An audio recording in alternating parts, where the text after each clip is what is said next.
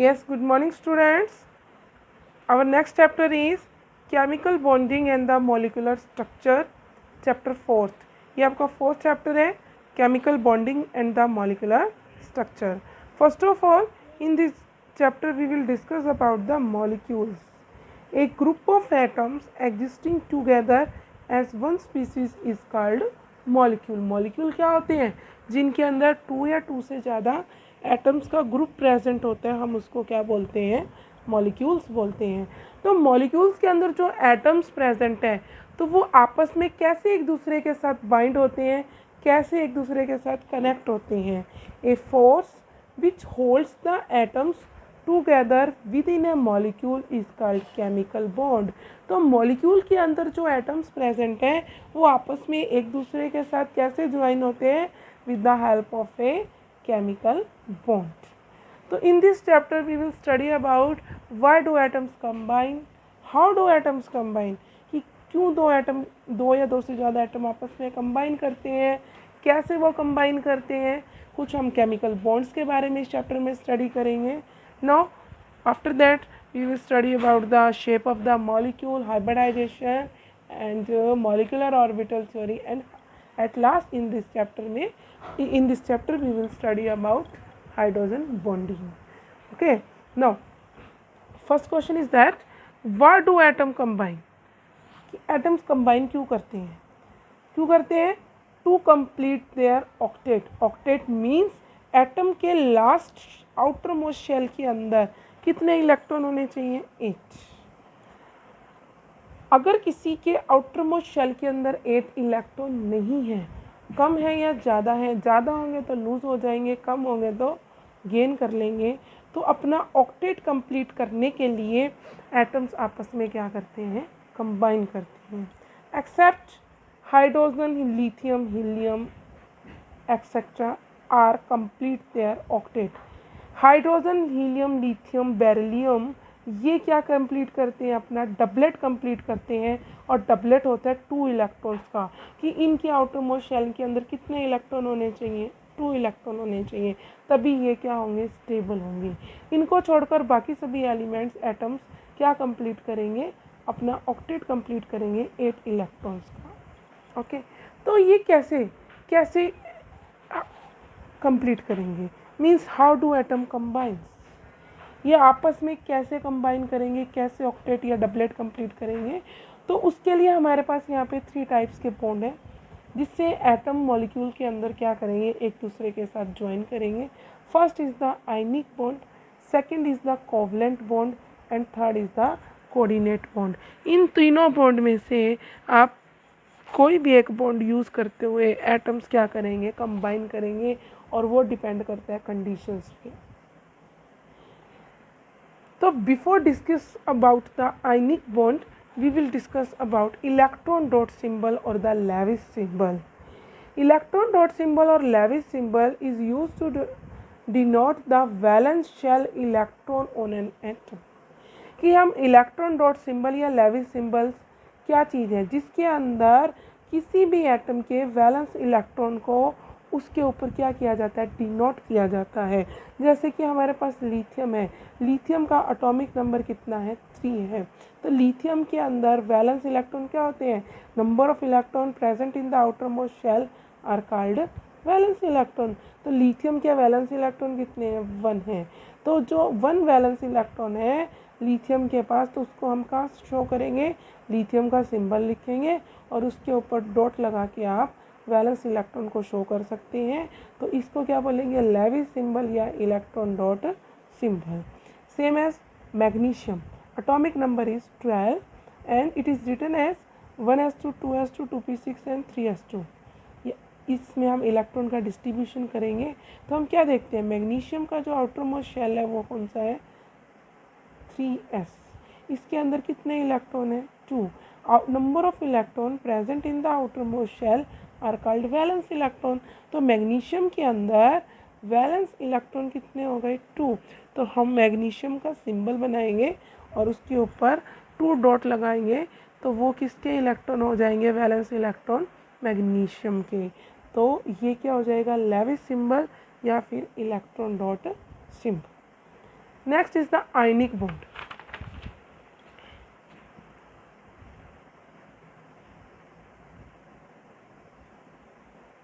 Ionic bond या फिर हम इसको बोलते हैं electrovalent bond.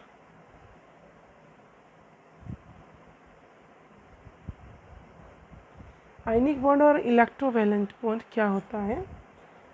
A bond is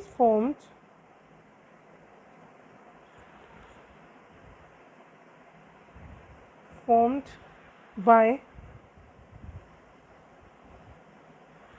complete transference of electron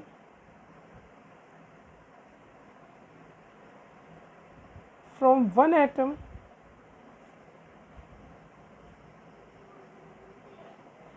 to another atom to complete their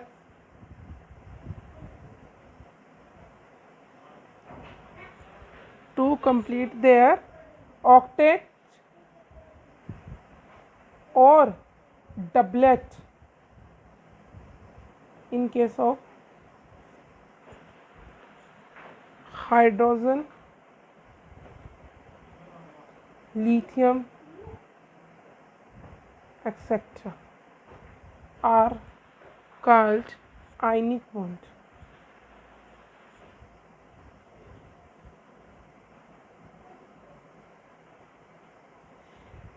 कि कैसा बॉन्ड होता है आयनिक?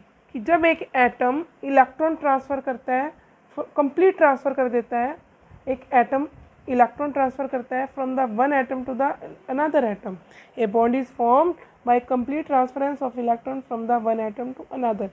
तो एक एटम अपना इलेक्ट्रॉन दूसरे में क्यों ट्रांसफ़र करेगा? या तो अपना ऑक्टेट कंप्लीट करने के लिए या फिर डबलेट। डबलेट किसके केस में? हाइड्रोजन, हीलियम, लिथियम और बेरिलियम के केस में। तो उस टाइम इलेक्ट्रॉन ट्रांसफ़र करने से जो बॉन्ड बनता है हम उसको क्या बोलते हैं? आयनिक बॉन्ड बोलते हैं या इलेक्ट्रोवैलेंट बॉन्ड बोलते हैं। जैसे कि हमारे पास है एग्जांपल NaCl। NaCl का एग्जांपल है तो sodium atomic number is 11, 1s2, 2s2, 2p6, 3s1। तो आप क्या देखते हैं सोडियम के अंदर, आउटर मोस्ट शेल के अंदर सोडियम में कितने इलेक्ट्रॉन है? 1 इलेक्ट्रॉन। ठीक है, तो वैलेंस इलेक्ट्रॉन कितने होंगे सोडियम के? 1। तो अगर ये अपना एक इलेक्ट्रॉन लूज कर देगा तो इसके बाद हमारे पास आउटर मोस्ट शेल ये बचेगा और इसमें कितने हो जाएंगे? 6 और 2 8। तो सोडियम का क्या कंप्लीट हो जाएगा? ऑक्टेट कंप्लीट हो जाएगा after the removal of the 1 electron. क्योंकि आउटर मोस्ट शेल के अंदर 1 इलेक्ट्रॉन है और हमारा ऑक्टेट रूल क्या कहता है कि आउटर मोस्ट शेल के अंदर 8 इलेक्ट्रॉन होंगे तभी एटम क्या होगा? स्टेबल होगा। तो यहाँ पे 7 इलेक्ट्रॉन गेन करना it is a difficult task, तो it is easy to remove the 1 electron. तो ये क्या करेगा? एक इलेक्ट्रॉन रिमूव कर देगा। तो after the removal of this electron in outermost shell contain 6 और 2 8, तो सोडियम क्या हो जाएगा? स्टेबल हो जाएगा। तो सोडियम क्या करता है? इलेक्ट्रॉन लूज करेगा, तो लूज करेगा तो कैटायन बन जाएगा। क्लोरीन का एटॉमिक नंबर होता है 17, तो 1s2, 2s2, 2p6, 3s2, 3p5। तो outermost shell of the chlorine is third shell. अब थर्ड शेल में 3s और 3p दोनों के इलेक्ट्रॉन काउंट करेंगे तो 5 और 2 7। तो क्लोरीन के पास जो वैलेंस इलेक्ट्रॉन है वो कितने हैं? 7 है। तो इसको अपना ऑक्टेट कंप्लीट करने के लिए एक इलेक्ट्रॉन की रिक्वायरमेंट है। तो सोडियम के ने ये इलेक्ट्रॉन लूज़ किया, इसको कौन गेन कर लेगा? क्लोरीन गेन करेगा और ये बन जाएगा क्लोराइड आयन। ठीक है, सोडियम ने लूज़ किया, क्लोरीन ने गेन कर लिया, तो आपके पास ये तो क्या बन गया? कैटायन, और ये क्या बन गया? एनायन। दोनों अपोजिट चार्ज स्पीसीज अट्रैक्ट करेंगी तो क्या बन गया? Sodium chloride.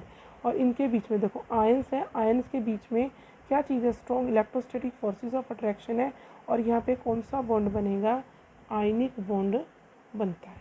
आप इसको ऐसे भी शो कर सकते हो और इसको शो करने का ये भी तरीका है कि यहाँ पे आप वैलेंस इलेक्ट्रॉन शो कीजिए, okay, not transfer of electron from one atom to another atom to complete their octet a bond is formed is called ionic bond. कि जो इलेक्ट्रॉन ट्रांसफ़र से जो बॉन्ड बनता है हम उसको क्या बोलते हैं, आयनिक बॉन्ड बोलते हैं। देखो इस चाहे तो आप प्लस माइनस चार्ज लगाइए या आप ऐसे भी लिखते हैं तो अंडरस्टूड होता है। होल द मॉलिक्यूल क्या रहेगा आपके पास, न्यूट्रल, 1 पॉजिटिव 1 नेगेटिव होगा हमेशा। तो इस टाइप से आप क्या बना सकते हैं, आयनिक बॉन्ड बना देते हैं। ऐसे ही हमारे पास एग्जांपल है मैग्नीशियम ऑक्साइड। तो मैग्नीशियम ऑक्साइड में भी आयनिक बॉन्ड है। कैसे बना, you know that magnesium having the atomic number is 12, 2 valence electron of magnesium. Magnesium का एटॉमिक नंबर 12 होता है। अगर हम इसको KLMN सीरीज में लिखते हैं 282, तो इसके पास ये जो 2 इलेक्ट्रॉन है ये रिमूव कर जाएगा, तो इसके पास 8 ऑक्टेट बचेगा। आउटर मोस्ट शेल के अंदर 8 इलेक्ट्रॉन बचेंगे तो ये स्टेबल हो जाएगा। Oxygen atomic number is 8, 2 6। Oxygen के आउटर मोस्ट शेल के अंदर 6 वैलेंस इलेक्ट्रॉन है, इसको 2 इलेक्ट्रॉन की रिक्वायरमेंट है। अगर ऑक्सीजन ये 2 इलेक्ट्रॉन गेन कर लेगा, 6 है इसके पास, 2 ये गेन करेगा तो ऑक्सीजन का भी ऑक्टेट कंप्लीट हो जाएगा। तो मैग्नीशियम ने 2 इलेक्ट्रॉन लूज़ किए तो Mg2 पॉजिटिव, ऑक्सीजन ने 2 गेन किए तो 2 नेगेटिव। तो सिंपल आप इसको ऐसे भी लिख सकते हो MgO। जितने पॉजिटिव होंगे उतने नेगेटिव, मीन्स जितने इलेक्ट्रॉन लूज़ होंगे उतने ही क्या होंगे, गेन होंगे। तो ये कैसा बॉन्ड है, आयनिक बॉन्ड है। और आयनिक बॉन्ड को हम इलेक्ट्रोवैलेंट बॉन्ड भी बोलते हैं। तो इलेक्ट्रोवैलेंट बॉन्ड के अंदर हम क्या देखते हैं, electrovalency.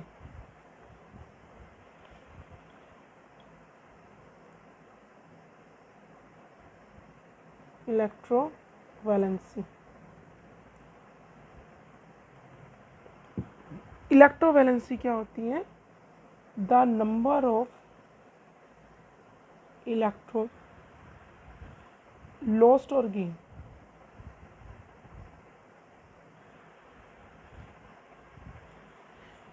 during the formation of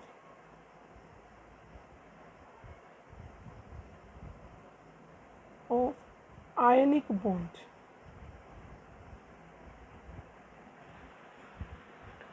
is known as electrovalency। Means जब आयनिक बॉन्ड बनता है तो during the formation of ionic bond कितने इलेक्ट्रॉन लूज हुए या कितने गेन हुए, वो क्या होगी, इलेक्ट्रोवैलेंसी होगी। जैसे अभी हमने किया था किसका एग्जांपल, सोडियम क्लोराइड का, और किसका किया था हमने, मैग्नीशियम क्लोराइड का एग्जांपल किया था। तो यहाँ पे हम देखते हैं कि सोडियम 1 इलेक्ट्रॉन लूज करता है तो इलेक्ट्रोवैलेंसी ऑफ सोडियम इज 1। या फिर हम क्या देखें, क्लोरीन 1 इलेक्ट्रॉन गेन करता है तो इलेक्ट्रोवैलेंसी ऑफ क्लोरीन इज 1। ऐसे ही मैग्नीशियम 2 इलेक्ट्रॉन लूज करता है तो मैग्नीशियम की इलेक्ट्रोवैलेंसी कितनी होगी, 2। ऑक्सीजन 2 गेन करता है तो ऑक्सीजन की इलेक्ट्रोवैलेंसी कितनी होगी, 2। या तो आप लूज देखिए या आप गेन देखिए, क्योंकि जब भी आयनिक बॉन्ड बनेगा जितने इलेक्ट्रॉन लूज होंगे उतने ही क्या होंगे, गेन होंगे। तो नंबर ऑफ इलेक्ट्रॉन लूज और gain during the formation of the ionic bond is known as electrovalency। Okay, जैसे NaCl है, इसके अंदर सोडियम की जो इलेक्ट्रोवैलेंसी है कितनी है, वो 1। MgO के अंदर मैग्नीशियम की इलेक्ट्रोवैलेंसी कितनी है, 2। Now factors affecting the formation of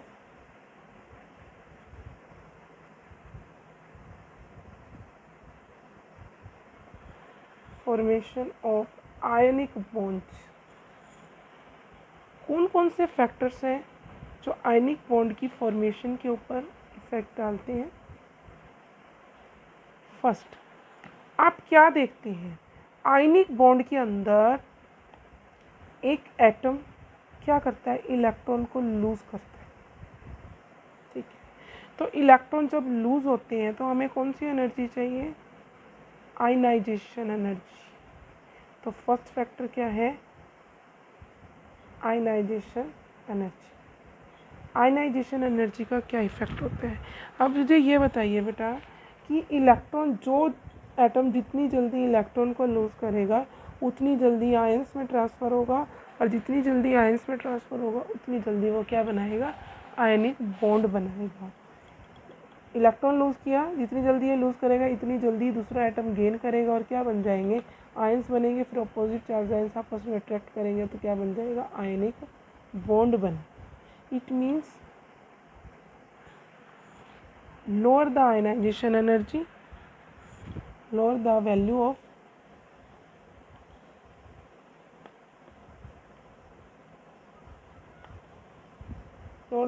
the ionization energy, greater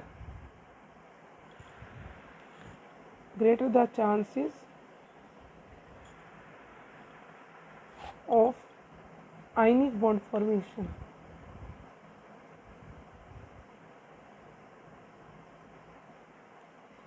जितनी कम होगी आयनाइजेशन एनर्जी किसी भी एटम की, उतने ज़्यादा चांस होगा आयनिक बॉन्ड बनने का, उतनी जल्दी आयनिक बॉन्ड बनेगा।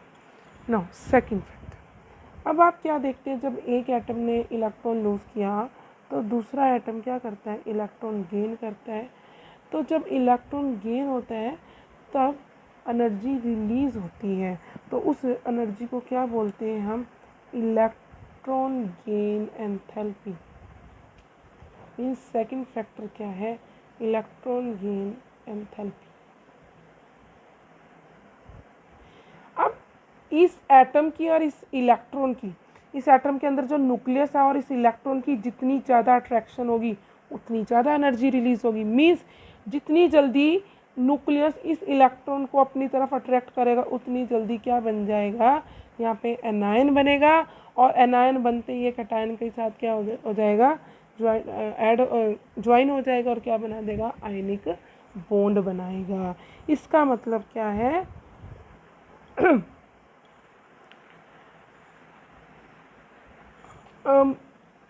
Higher the greater the value of electron gain enthalpy,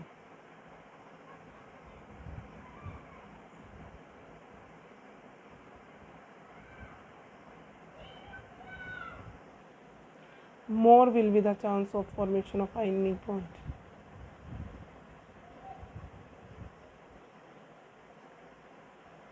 Chances of ionic bond formation, उतनी जल्दी क्या बनेगा, आयनिक बॉन्ड बनेगा। ग्रेटर द वैल्यू, या फिर आप इसको ये भी कह सकते हैं, more negative value of electron gain enthalpy.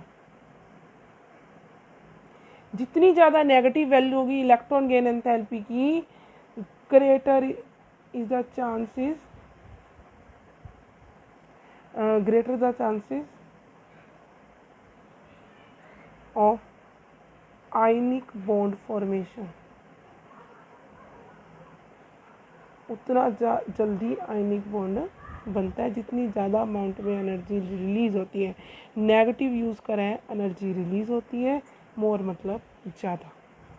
इसका मतलब क्या है कि न्यूक्लियस का और इनकमिंग इलेक्ट्रॉन में जितनी ज़्यादा अट्रैक्शन होगी उतनी जल्दी क्या बनेगा, एनायन बनेगा after the gain of electron. अब आपके पास देखो थर्ड फैक्टर बेटा, देखो कैटायन बन गया by the lose of electron और एनायन बन गया by the gain of electron. दोनों अट्रैक्ट होकर क्या बना दिया आपने, आयनिक बॉन्ड बन गए, ये पॉजिटिव और ये नेगेटिव। तो यहाँ पे एक थर्ड टाइप की एनर्जी आती है जिसको हम क्या बोलते हैं, लेटिस एनर्जी बोलते हैं। लेटिस एनर्जी होती क्या है, the amount of energy released, the amount of energy released when a opposite charge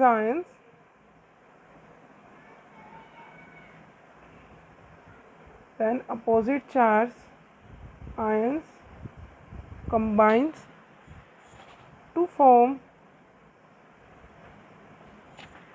1 mole of ionic compound. Combine to form 1 mole of ionic compound is called lattice energy.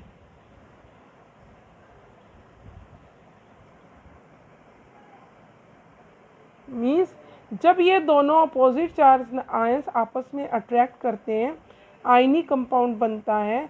तो जब ये ionic compound बनता है तो क्या होती है, energy release होती है।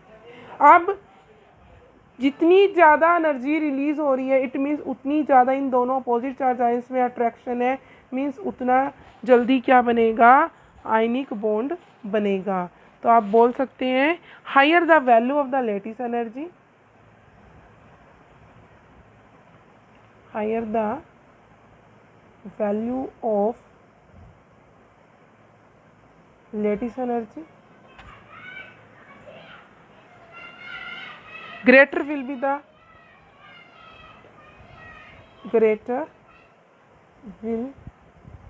the chances of ionic bond formation। जितनी ज़्यादा लेटिस एनर्जी रिलीज़ होगी उतनी जल्दी क्या बनेगा, आयनिक बॉन्ड बनेगा। तो ये फैक्टर्स थे जो इफ़ेक्ट करते हैं formation of the ionic bond. Now some general characteristics of the ionic compound.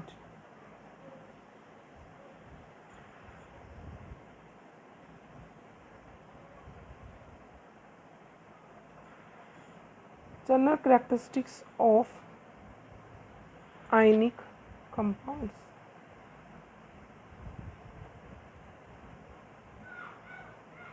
Ionic compounds means those compounds having the ionic bond। ionic compound हम उन्हें कहते हैं जिनके अंदर क्या होता है, ionic bond होता है। फर्स्ट, जितने भी ionic compound हैं वो कैसे होते हैं, solid state के अंदर एग्जिस्ट करते हैं। ionic compounds exist in solid state। Second, ionic compound कैसे होते हैं, क्रिस्टलाइन नेचर के होते हैं। मीन्स आयनिक कंपाउंड के अंदर हर एक आयन कंस्टिट्यूएंट पार्टिकल एक रेगुलर पैटर्न में अरेंज होता है। आयनिक कंपाउंड का हाई होता है melting point and boiling point. क्यों हाई होता है, क्योंकि आयनिक कंपाउंड में क्या होती है, strong electrostatic forces of attraction. क्योंकि दो अपोजिट चार्ज होंगे जहाँ पे वहाँ पे क्या होती है, इलेक्ट्रोस्टैटिक फोर्सेस ऑफ अट्रैक्शन होती है। इसलिए उन फोर्सेस ऑफ अट्रैक्शन को तोड़ने के लिए हमें लार्ज अमाउंट में एनर्जी चाहिए। इसलिए आयनिक कंपाउंड का हाई होता है मेल्टिंग और बॉइलिंग पॉइंट। और ionic compounds are soluble in polar solvent। Polar solvent के अंदर आयनिक कंपाउंड सॉल्युबल होता है। पोलर सॉल्वेंट मीन्स जिनके अंदर क्या होता है, चार्ज होता है, उसी के अंदर सॉल्युबल होते हैं। Ionic compounds are good conductor of electricity in aqueous solution or in molten state। Ionic compound solid state के अंदर गुड कंडक्टर नहीं होते, क्योंकि सॉलिड स्टेट में वो आयंस प्रोड्यूस नहीं करते। गुड कंडक्टर कब होते हैं, ज़्यादा एक्वा सोल्यूशन में या मोल्टन स्टेट में। क्यों, तब क्या हो जाती है, मूवमेंट ऑफ आयंस होती है, इसलिए वो क्या हो जाते हैं, गुड कंडक्टर होते हैं इन एक्वा सोल्यूशन और इन द मोल्टन स्टेट्स। और आयनिक कंपाउंड कैसी रिएक्शंस करते हैं, आयनिक रिएक्शंस करते हैं। आयनिक कंपाउंड अंडरगो आयनिक रिएक्शंस। जैसे हमारे पास एग्जांपल है NaCl, इसके अंदर ये कैसा है, आयनिक कंपाउंड है, रिएक्ट विथ सिल्वर नाइट्रेट। ये भी एक आयनिक कंपाउंड है। अब क्या देखेंगे, सोडियम जो कैटायन है वो NO3 एनायन के साथ रिएक्ट करेगा, ऐड हो जाएगा तो क्या बन जाएगा, NaNO3। और Ag कैटायन किसके साथ, क्लोराइड आयन के साथ रिएक्ट, क्या बन जाएगा, AgCl। तो यहाँ पे आप क्या देख रहे हैं, रिएक्शंस में कौन पार्टिसिपेट कर रहे हैं, सिर्फ आयंस पार्टिसिपेट कर रहे हैं। तो इनको हम क्या कहते हैं, आयनिक रिएक्शन बोलते हैं। तो ये था हमारे पास ionic bond. Next is the covalent bond.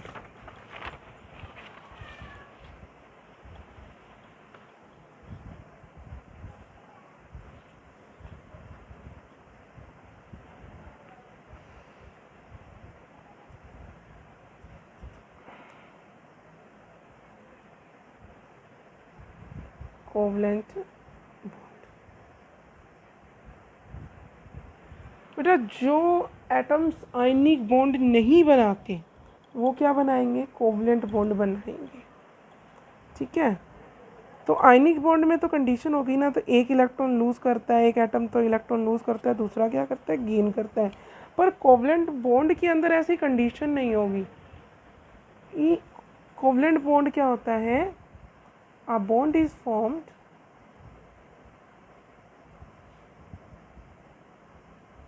formed by sharing of electrons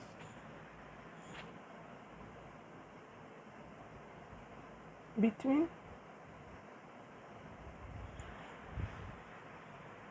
two atoms to complete their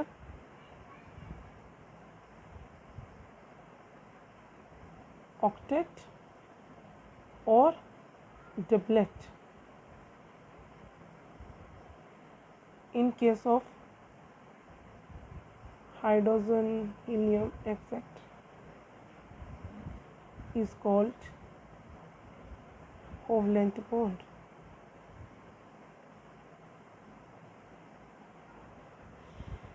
कि एक बॉन्ड जिसके अंदर क्या होते हैं, इलेक्ट्रॉन की शेयरिंग होती है दो एटम्स के बीच में।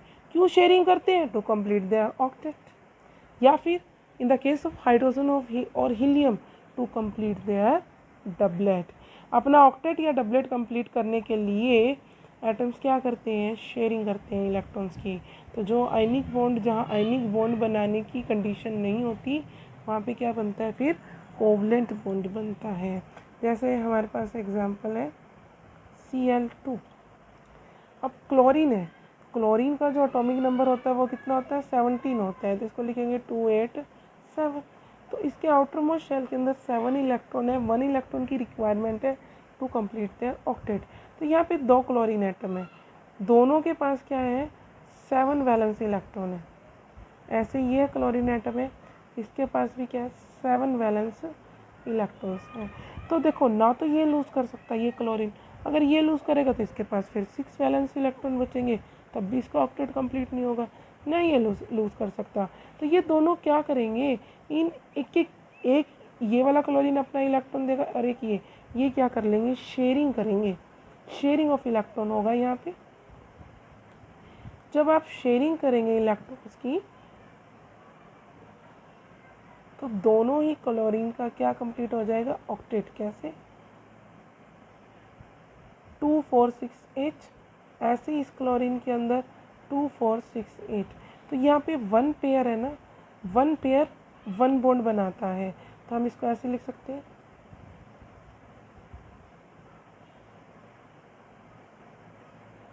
अगर 2 इलेक्ट्रॉन की शेयरिंग हो रही है तो एक बॉन्ड बनेगा जिसको हम सिंगल बॉन्ड बोलते हैं। जो इलेक्ट्रॉन्स बॉन्ड बनाते हैं उनको हम क्या बोलते हैं, बॉन्ड पेयर, या फिर उनको बोलते हैं हम शेयर्ड पेयर। और जो इलेक्ट्रॉन बॉन्ड नहीं बनाते हम उसको बोलते हैं लोन पेयर। जैसे इसके अंदर है, ये क्या है, लोन पेयर। जो इलेक्ट्रॉन्स बॉन्ड बनाते हैं वो बॉन्ड पेयर या फिर शेयर्ड पेयर, जो बॉन्ड नहीं बनाते हम उनको क्या कहते हैं, लोन पेयर्स बोलते हैं।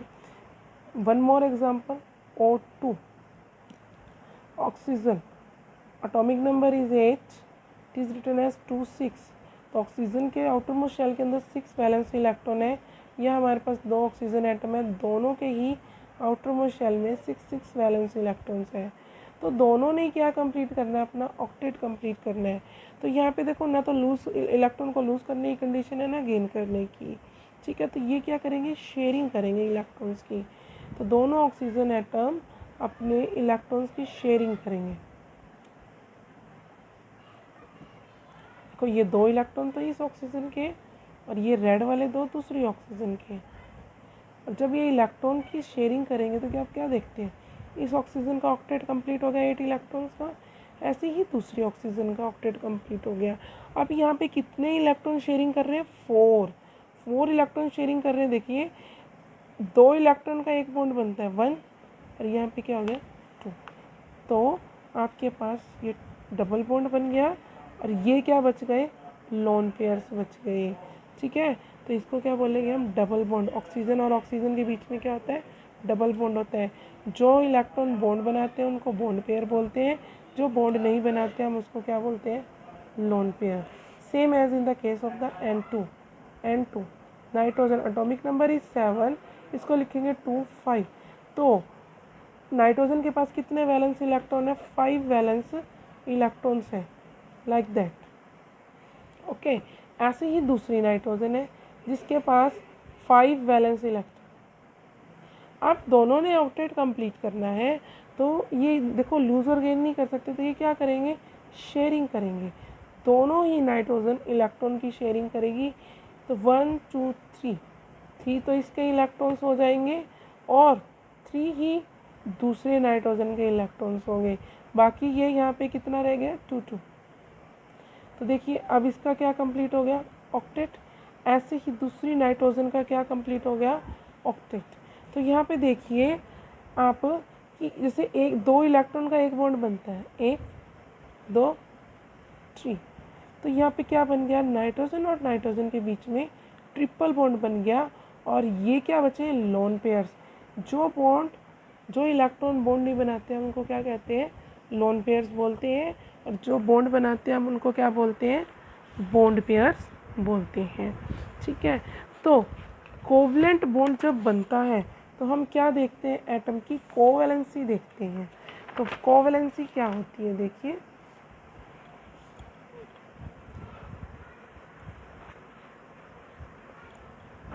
कोवैलेंसी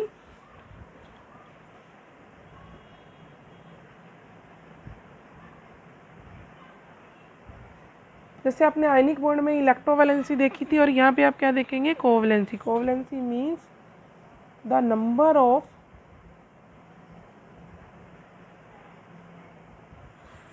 इलेक्ट्रॉन्स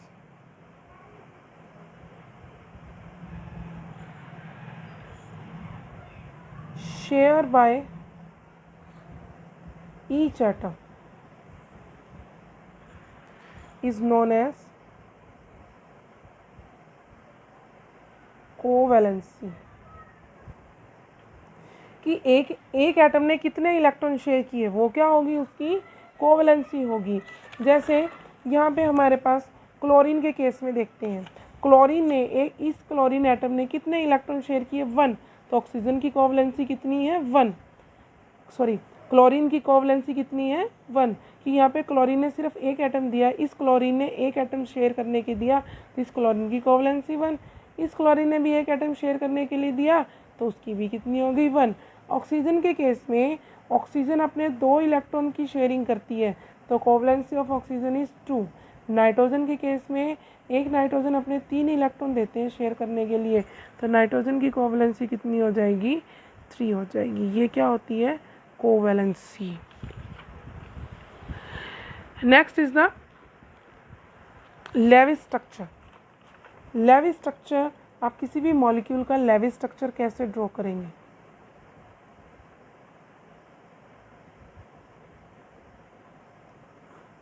तो इसके लिए हम एक एग्जांपल लेते हैं, जैसे कि carbon monoxide. First you calculate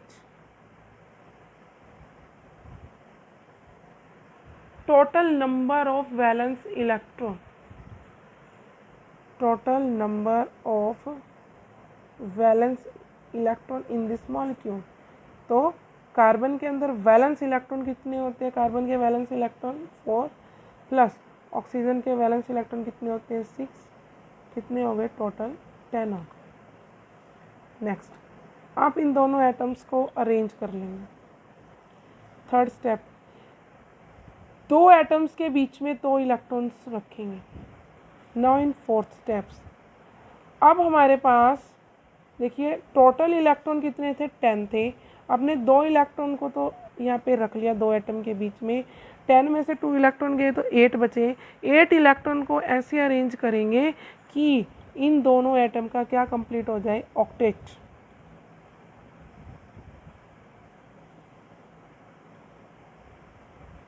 देखिए टोटल 10 हो गए, 2 4 6 8 और 2 10 हो गए।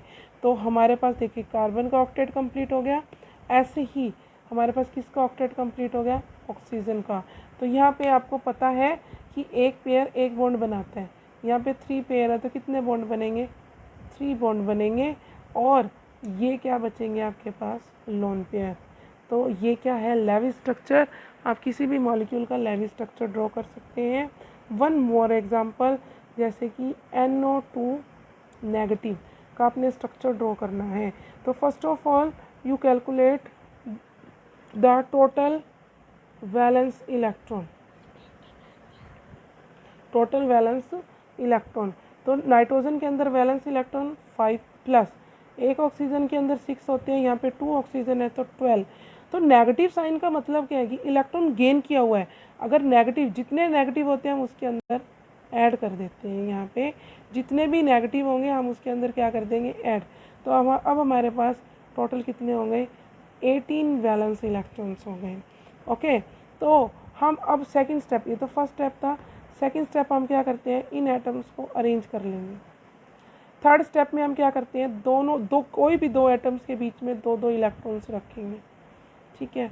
फोर्थ स्टेप में हम क्या करते हैं कि देखो आपने 4 इलेक्ट्रॉन्स तो रख लिए, बाकी कितने बचे, 18 में से 4 गए 14। 14 को आप ऐसे अरेंज करेंगे कि हर एटम का क्या कंप्लीट हो जाएगा, ऑक्टेट कंप्लीट हो जाए। तो 4 5 6 7 8 9 10 11 12 13 14 15 16 17 18, टोटल आपने 18 इलेक्ट्रॉन्स को यहाँ पे प्लेस कर लिया। तो देखिए ऑक्सीजन का ऑक्टेट कंप्लीट हो गया, नाइट्रोजन का कंप्लीट हो गया, और इस ऑक्सीजन का भी क्या कंप्लीट हो गया, ऑक्टेट। और इस मॉलिक्यूल के ऊपर एक नेगेटिव चार्ज है तो आप ब्रैकेट लगाइए और नेगेटिव चार्ज लगा दीजिए। तो जब आप इसका स्ट्रक्चर बनाएंगे तो देखिए यहाँ पे बॉन्ड बनेगा, ये डबल बॉन्ड बनेगा, और ये क्या बनेंगे, लोन पेयर। ये भी क्या है, नाइट्रोजन के ऊपर लोन पेयर, और यहाँ पे ब्रैकेट लगाइए और इसके ऊपर क्या लगा दीजिए, नेगेटिव चार्ज। क्योंकि आपको नहीं पता ये नेगेटिव चार्ज कौन सी ऑक्सीजन के ऊपर है, उसके लिए मैं अपने नेक्स्ट इससे करवाऊंगी आपको फॉर्मल चार्ज। तब आप क्या कैलकुलेट कर सकते हैं कि ये वाला जो चार्ज है किस ऑक्सीजन एटम के ऊपर है। तो with the help of the formal charge आप ये कैलकुलेट कर सकेंगे।